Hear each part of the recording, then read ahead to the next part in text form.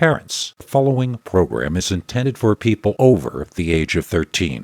Peter Bernard's Scary Stories for Adults.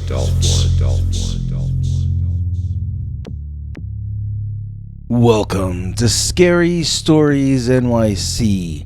I'm your old pal Bigfoot. This is a very special week as we're dedicating every episode to the late Adelaida Vega. She'll be forever missed. Adelaida was the beloved mother of today's executive producer, Checker Phil, from the Checkerboard Kids television program in NYC. Known from Brooklyn to Brazil, he's Mr. Ska, he's Checker Phil. He's the guy who always makes the scene. He's the only Checker Phil de Jean. Checker Phil was the first to put Amy Poehler on television a few hours before she appeared on my old show back then, the same night. He's also known and partied with the legends like Ari Up from the Slits. Phil came over to visit me at home recently and I was surprised to find that he really listens to the show. He donated very generously to the cause, and I let him be Bigfoot for a while. Alright, it's all manifesting right now. So we all owe a big thank you to Checker Phil de Jean for supporting the show. You can find him at his own Checker Phil channel here on YouTube, where he has musical guests on, and his friend Suzanne Muldowney, the underdog lady. And now, enough of the funny, it's time for the scary. This story is a little darker and less humorous than the kind we generally get sent. It really creeped me out when I first was contacted about this allegedly true occurrence, and we've decided to call this narrative The Dogman in the Desert.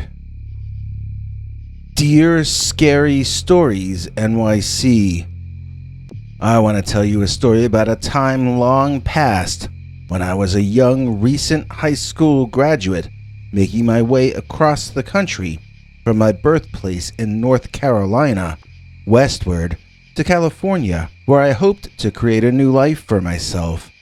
I had gotten all the way to the Mojave Desert by hitchhiking, and I was there in California. I wouldn't advise doing anything like that today. Where I grew up, people were neighborly, and we always gave each other rides to where we needed to go.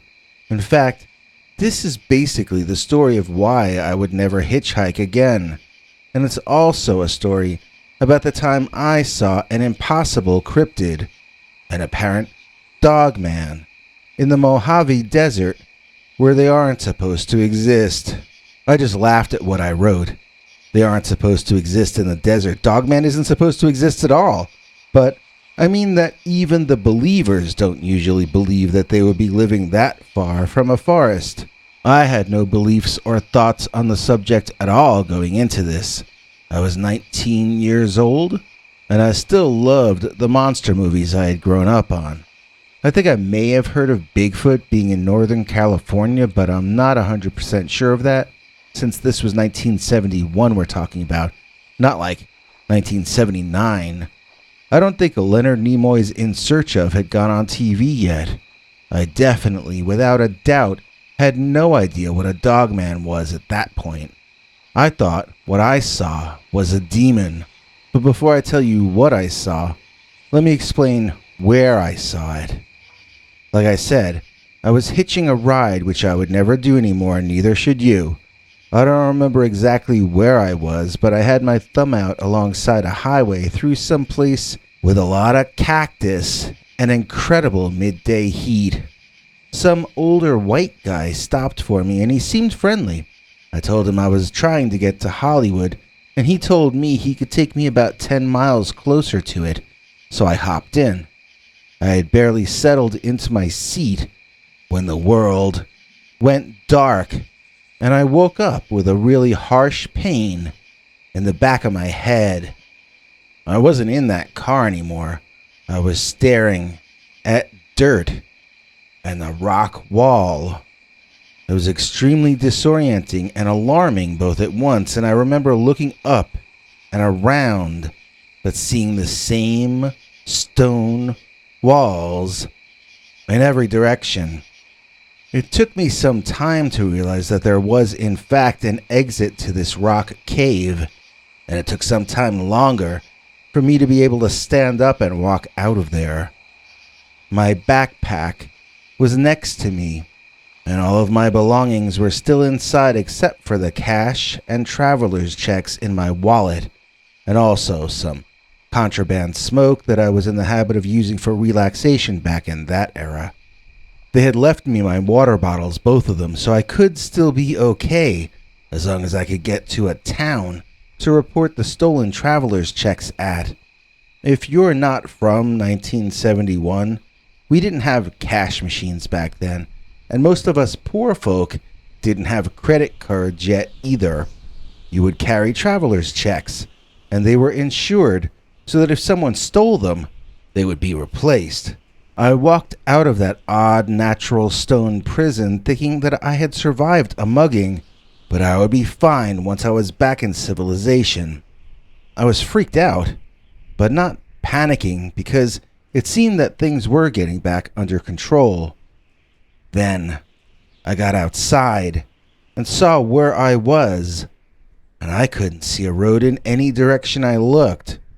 It was starting to get dark, which was merciful since it would be cooler.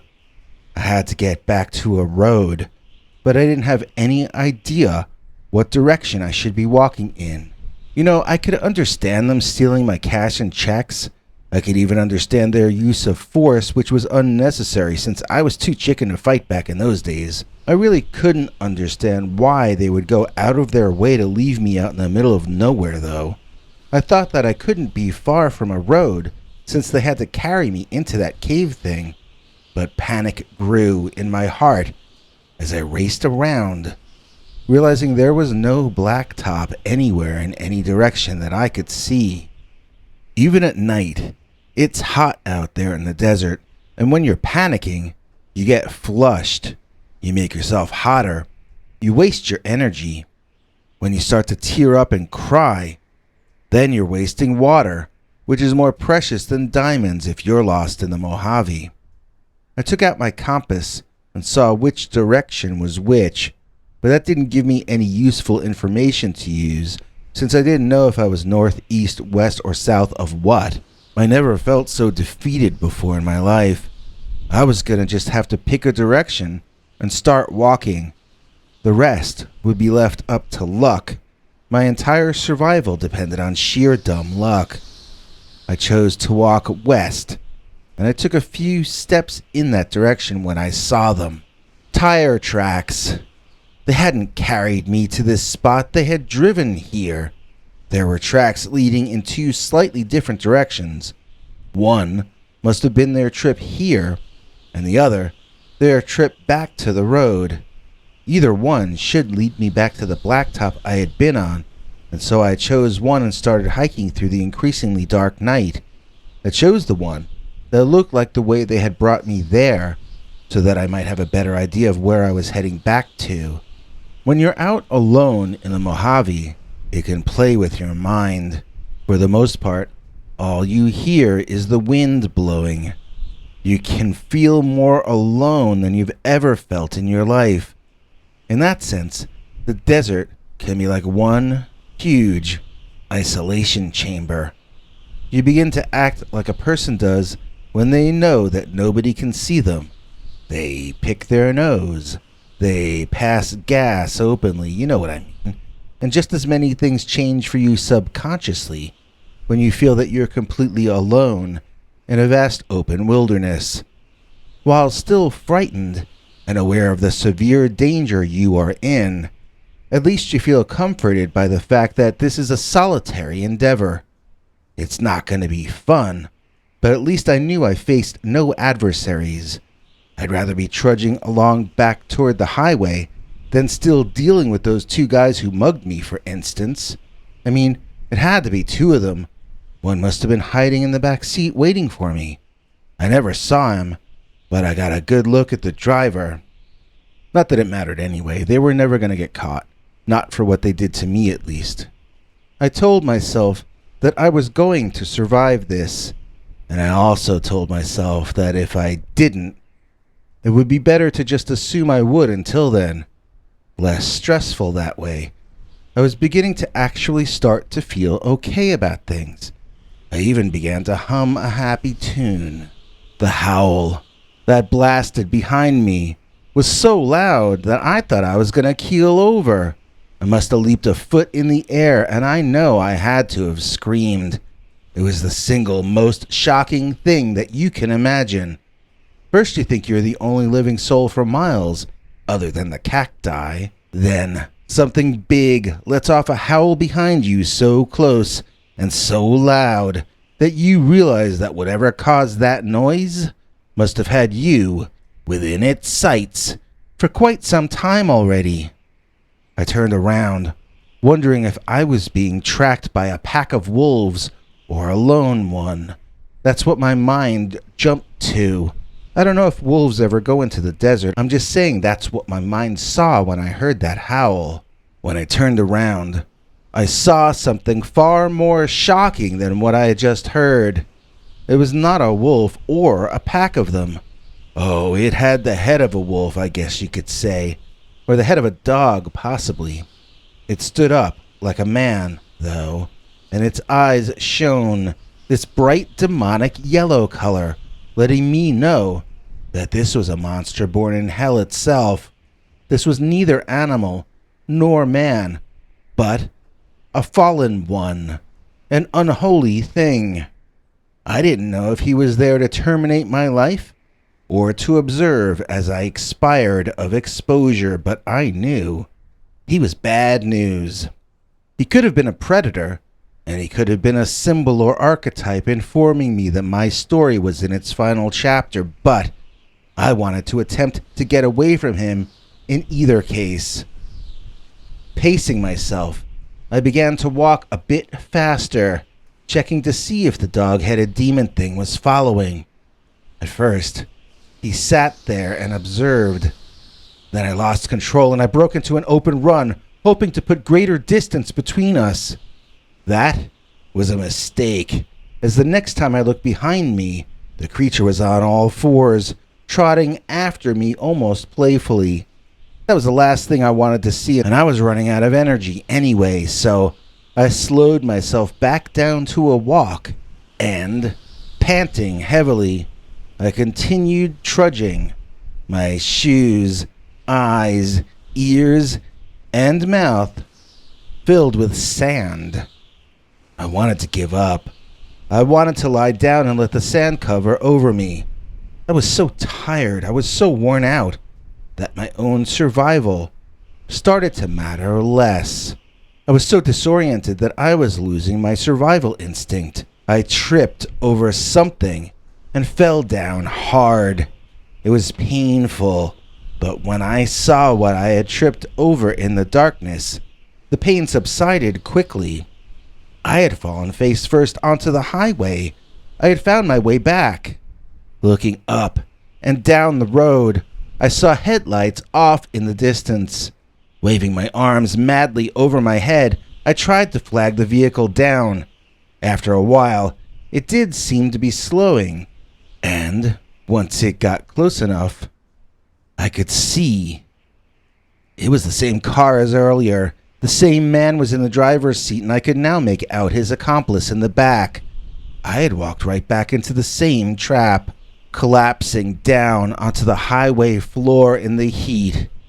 I gave up. Let them run me over for all I cared. My morale was so low that it was non-existent. My story had concluded. Then I heard the tires squealing and a deep growling and barking. I looked up to see that the large dog-headed demon had gotten between me and those two criminals. Its back to me, I saw it leap up onto the hood of that car and begin banging hard against the windshield. I also saw the terrified faces of the criminals inside as they realized that their card had been trumped by the Dogman. They hit the reverse and squealed backward at a high speed until the Dogman slid off the hood and rolled into the darkness off the road. Seizing their chance, the bad guys made a sharp U-turn, and just as they sped out of there the way they had come, the dog demon raced back onto the road, pursuing them frantically, as they all ran out of my life into the night. I began walking along the road in the opposite direction they had gone, and it wasn't too long before some rangers or cops or something picked me up. They asked me if I needed a lift anywhere, and I said, any place where I can replace my stolen traveler's checks. They told me to hop in, and I did. They were so friendly that along the way, I also told them about how I had been pursued by the Dogman, just as I have recounted it to you. We went back to their station so that I could fill out a report about the robbery. I think I needed to do that to get more checks if memory serves. Before I put pen to paper, though, one of the two cops took me aside. He told me that if he were me, he would just write down the stuff about the robbery and leave out the part about being chased through the desert by the werewolf of London. I asked why, and he informed me that if I put anything about werewolves in my statement, they would be legally required to put me in a mental hospital for a 72 hours minimum stay. I just reported the robbery. I got my checks replaced soon afterward, and then I decided to stay in that area for a while instead of heading to Hollywood. I lived there till almost 1980. I met my wife there.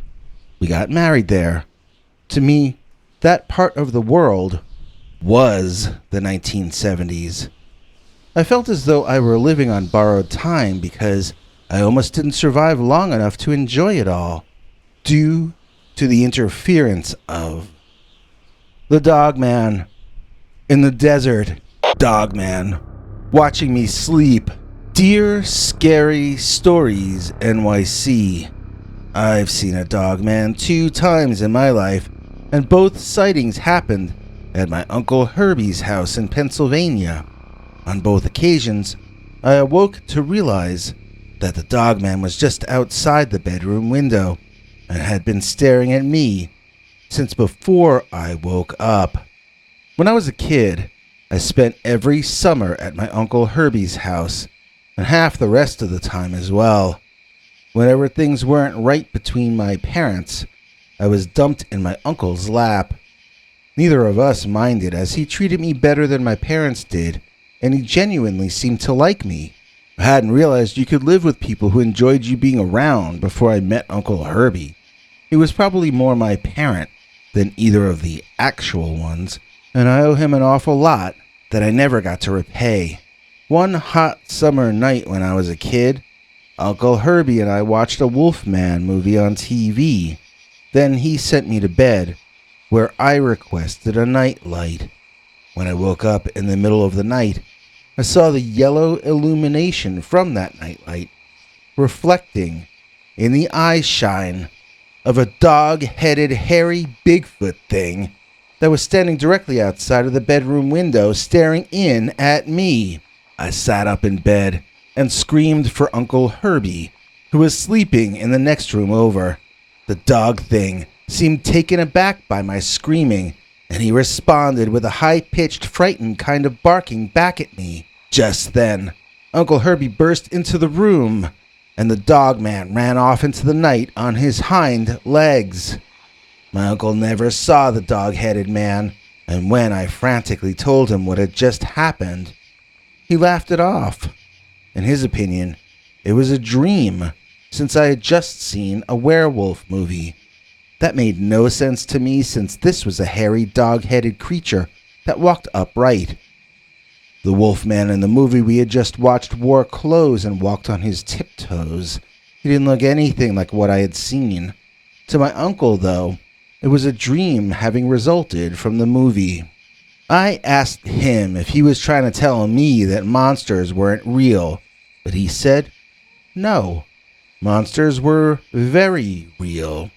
They come from the imagination of little boys mixed up with guilt when they know they've been bad. I didn't know what he was talking about, but it turned out I had forgotten to take out the garbage, so he thought I felt guilty about it. I had just forgotten, though. I didn't have any guilt at all about it until he told me I should. So, at the time, I rejected my uncle's theories, and I was certain that I had seen some kind of a real creature that looked like a dog, but was actually probably more like an ape. As I grew older, and no such creature was ever talked about in the media, I began to assume that my uncle had been right. It probably was a dream brought about by the mixture of the werewolf movie and my subconsciously guilty conscience. Well, adulthood overtook me early. I was married by the time I was 22, and we had twins when I was 23. My life became work and my immediate family, with little time for anything else at all. I'm afraid that I neglected my Uncle Herbie, to whom I owed so much. I was living on the West Coast and we rarely even communicated. When the word came in the 1990s that he had passed on, I was taken by shocked surprise. I never realized how much time had passed so quickly, and I was absolutely consumed with deep regret over not having at least had a chance to speak to him one last time. I never felt so guilty before in my life, and I booked tickets to head back to Pennsylvania for the funeral. My family had arranged for me to stay at Uncle's house with my cousin that night, and I would fly back the next morning. I ended up being given the same room to sleep in that I had slept in as a kid, although it was decorated very differently and held little nostalgia in it from my era in that old house. It was as if the home were neglecting me back for me having stayed away so long and missed out on so much of my uncle's life. It felt cold there. Of course, I woke up that night, having had a nightmare. It wasn't a nightmare about a werewolf, it was about my uncle. He walked past, saw me, and then kept on walking. I woke up crying and tried to tell myself it was just my guilt, not the real spirit of my uncle. I rose to go to the washroom and freshen up a bit to calm down before trying to get back to sleep. Before I could take a single step, though, I saw the familiar yellow glow of the dog-headed man's eye shine out of the corner of my eye, and I started screaming even before my head turned far enough to see it in full. It was a hairy, man-shaped creature, its eyes reflecting light from a source I could not see. It had tall, pointed dog ears on top of its hairy canine head, and it was most definitely not a product of my imagination. I was seeing something biological. My cousin ran into the room and I wanted to explain to him what was happening, yet somehow I found myself just screaming louder and louder instead. By the time I looked back to the window, I could see the Dogman running away, once again on its hind legs, just as it had so many years ago when my uncle told me it was a dream. Uncle Herbie was wrong about that part. This creature was not a dream. It was a real Dogman. But he was right about everything else. Monsters are very real. They are born of our imagination, manifested by being mixed with our own internal knowledge that we've been very, very bad little boys and girls. That's the combination that led to Dogman watching me sleep. Overheated? Keep cool with our Dogman Days of August. At least one new Dogman story every single day of August. How many days are there in August anyway? Oh, that's right. That means you get to hear at least 117 all-new Dogman stories before September. Right here on Scary Stories NYC. Now, could you please pass the tanning butter? And now, get ready for an all-new, completely uncensored, slightly bloody, and absolutely terrifying new Dogman story. Oh, wait. YouTube won't allow me to tell you stories like that on this channel. If you want to hear that, you're going to have to go to peterbernard.com and sign up for our paid subscribers club. You can choose any price you can afford for a 1-month subscription, and then every weekend, we tell you a story YouTube would never allow us to tell you. on this channel. See you this Sunday for an all-new, very scary, completely uncensored Dogman story.